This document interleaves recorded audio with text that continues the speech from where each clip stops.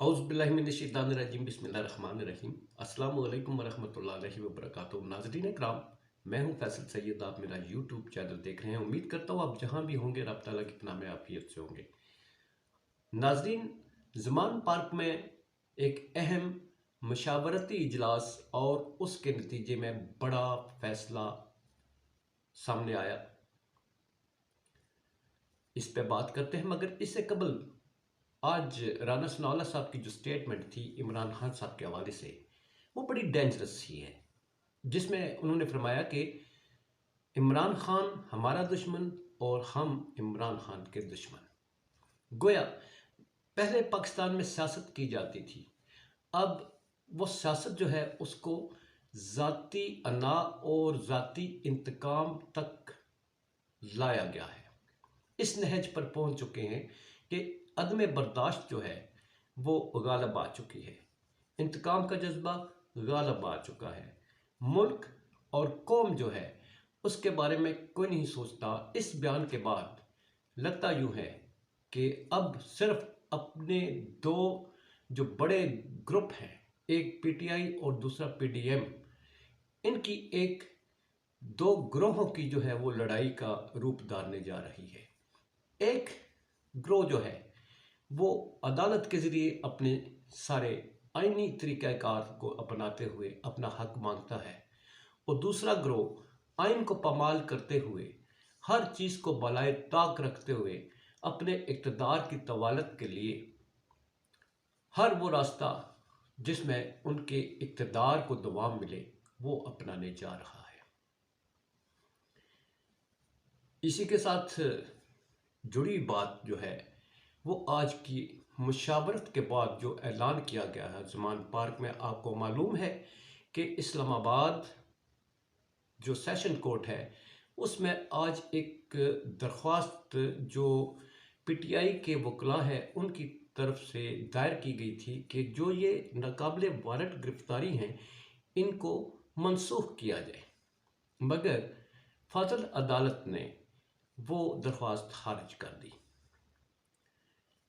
अब खान साहब के सामने पेशी मसला नहीं है। कितनी पेशियों में वो इस्लामाबाद हाई कचहरी में जाते रहे हैं, मतलब है ये गोली लगने से पहले, मगर उसके बाद वो चौकन्ने हो गए हैं। फिर उन तक जो खबरें पहुंचाई जाती हैं उन पर मजीद कातलाना हमला हो सकता है या उन्हें कत्ल किया जा सकता है, जिसके वो बारहा सुप्रीम कोर्ट को रिक्वेस्ट कर चुके हैं कि मेरी हिफाजत का एहतमाम किया जाए, मुझे जान का ख़तरा है। मगर अभी तक किसी एंड से उनको उनकी हिफाजत के लिए कोई इकदाम नहीं उठाए गए। तो अब जो है वो पेशी पे जाने के लिए जो उन्हें ख़तरात दरपेश है उनको मद्देनज़र रखते हुए, और जो बार बार इंसिस्ट किया जाता है कि आप खुद आए। एक तारीख कल है, एक नैब ने फिर जनाब नेक्स्ट 9 तारीख को नैब ने तलब रखा है।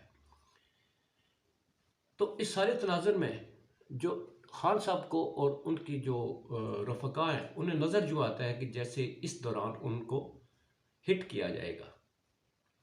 आज की जो मुशावरत उन्होंने की अपने रफ़क़ाकार और पीटीआई के अरकान जो है, बाकी जो सीनियर लीडरशिप है, उसके नतीजे में जो फैसला किया गया है वो ये है कि कल खान साहब अदालत पेश नहीं होंगे।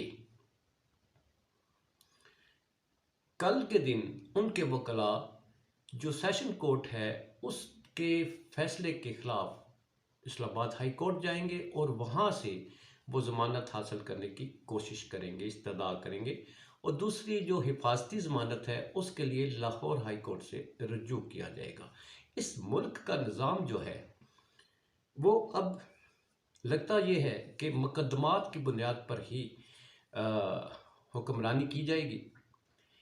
लाहौर हाई कोर्ट में मरियम नवाज साहिबा की जो तकारीर थीं उनके हवाले से दरख्वास्तें दायर की गई कि उन्हें तौहीद अदालत की है, अदारों के ख़िलाफ़ जो है अवाम में जो है नफ़रत फैलाने की कोशिश की है, इश्ताल अंगेज़ तकारीर थी। वो सारी दरख्वास्तें हाई कोर्ट ने खारिज कर दी। दूसरी तरफ इमरान खान साहब के ख़िलाफ़ दरख्वास्त एक कोयटा में दर्ज की, वही वही कुछ जो मरियम साहबा करती हैं, वही एलिगेशंस। उसके नतीजे में कोयटा मुकदमा होता है। फिर पैमरा जो है वो उनकी तकारीर, बयानात, हर चीज़ पे पाबंदी आयद कर देता है। गोया कवानीन सबके लिए एक होने चाहिए। क्या ये एक है? आपके सामने है, हमारे सामने है। अब इसके बाद आप ये देखिए, मनी लॉन्ड्रिंग केस FIA ने उसमें तलब कर लिया है। एक मनी लॉन्ड्रिंग केस जो है वो फॉरेन फंडिंग केस, वो इलेक्शन कमीशन ने सेशन कोर्ट रेफर किया हुआ है। ये है इस मुल्क का निज़ाम। आगे क्या होगा? इस महीने के आखिर हफ्ते से पहले 23 मार्च बड़ा अहम दिन है। उससे पहले पहले ये चंद दिन हैं, इनमें अगर ये लोग आपस में मिल बैठे तो एक अच्छी बात है, वरना फिर बैठाया जाएगा, फिर भी नहीं बैठेंगे तो फिर कोई फैसला ले लिया जाएगा। अपना बहुत सारा ख्याल रखिए। पाकिस्तान जिंदाबाद, पाक अफवाज पाइंदाबाद।